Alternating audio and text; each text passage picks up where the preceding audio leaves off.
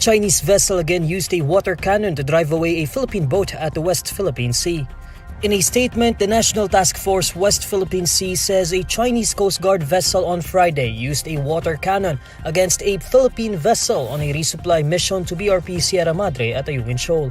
It says the Chinese Coast Guard fired a water cannon on the Philippine supply boat ML Kalayaan in an illegal though unsuccessful attempt to force the supply boat to alter its course. The NTF-WPS adds that apart from using the water cannon, the China Coast Guard and Maritime Militia recklessly harassed, blocked, and executed dangerous maneuvers against Philippine supply boats Unaiza May 1 and ML Kalayaan. Despite this, the two supply boats were able to successfully reach BRP Sierra Madre. According to the task force, the Philippine Embassy in Beijing has demarched the Chinese Foreign Ministry and protested these actions. The Department of Foreign Affairs likewise conveyed the Philippines' protest directly through the Maritime Communications Mechanism. The NTF-WPS says the Philippines condemns China's latest unprovoked acts of coercion and dangerous maneuvers, reiterating the legitimacy of the resupply mission to Ayungin Shoal. It stresses that the Philippines will not be deterred from exercising its legal rights over its maritime zones, including Ayungin Shoal, as it demands China to be a responsible and trustworthy member of the international community. China is demanding the Philippines to, quote, stop infringing on its territorial sovereignty, saying it took what it described as control measures against Philippine ships in the West Philippine Sea. In a statement, China Coast Guard spokesperson Gan Yu says their vessels on Friday took control measures and made temporary special arrangements for the Philippines to transport food and other necessary daily supplies. According to the National Task Force West Philippine Sea, two Philippine boats were on a resupply mission to BRP Sierra Madre at Ayungin Shoal when a Chinese Coast Guard vessel fired a water cannon against one of the supply boats in an unsuccessful attempt to alter its course.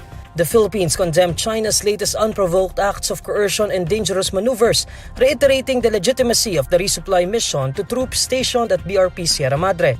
But China is urging the Philippines to stop, quote, infringing on its territorial sovereignty. Gan says the China Coast Guard will continue to carry out rights protection and law enforcement actions in waters under China's jurisdiction. The BRP Sierra Madre hosts a small contingent of military personnel.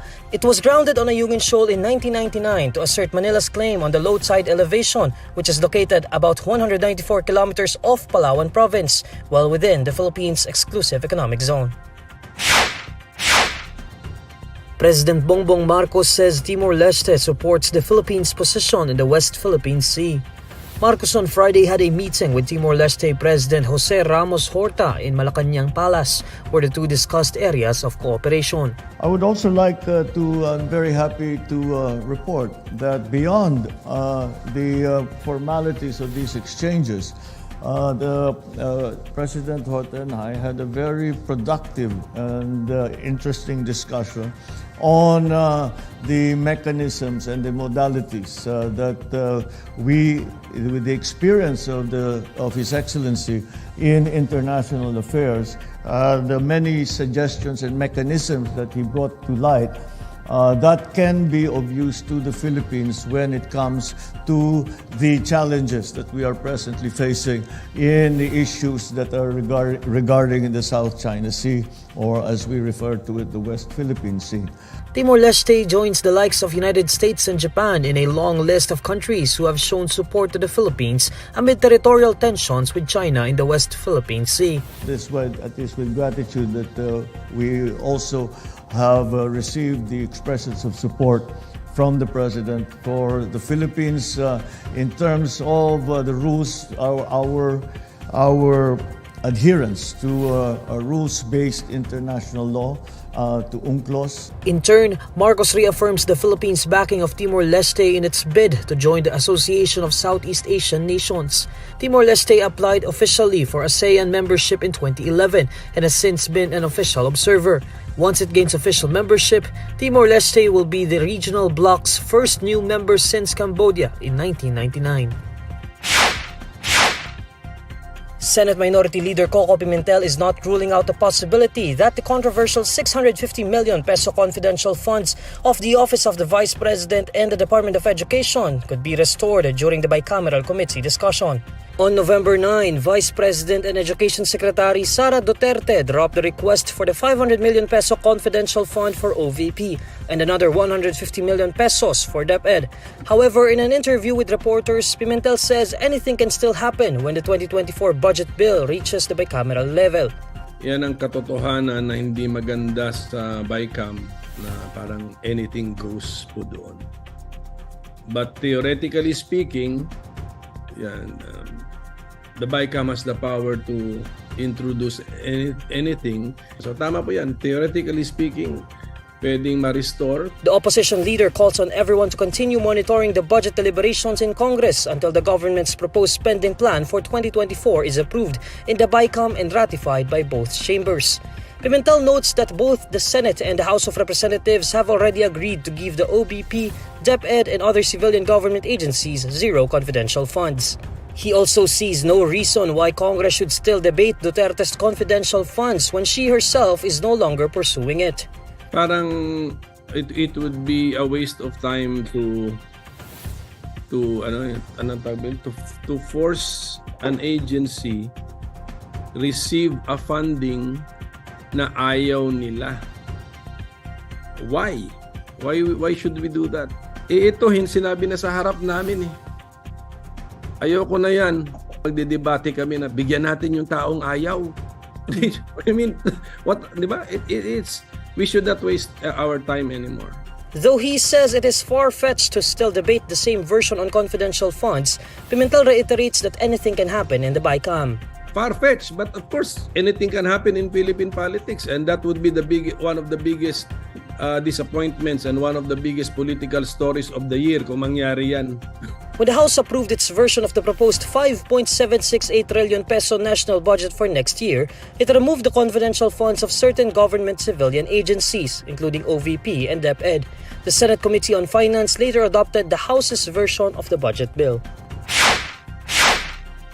Senators on Friday inspected a Philippine offshore gaming operator firm over allegations that it was operating as a front for various crimes. The firm particularly has been accused of engaging in activities such as prostitution, human trafficking, torture, kidnapping for ransom, and online scams. Senators Risa Ontiveros and Win Gatchalian led the ocular of Smart Web Technology Corporation, an internet gaming licensee of the Philippine Amusement Gaming Corporation located in Pasay City. On October 27, agents of the Presidential Anti-Organized Crime Commission and the Department of Justice initially raided the Pogo firm.